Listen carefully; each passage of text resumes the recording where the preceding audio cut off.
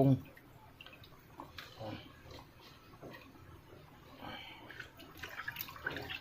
Para may gulay.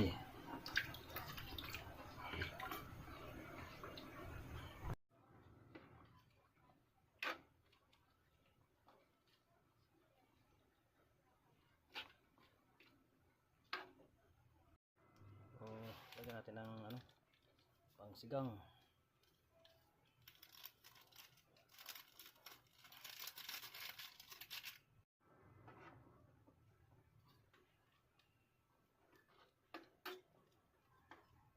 Hintayin natin na maluto yung gulay.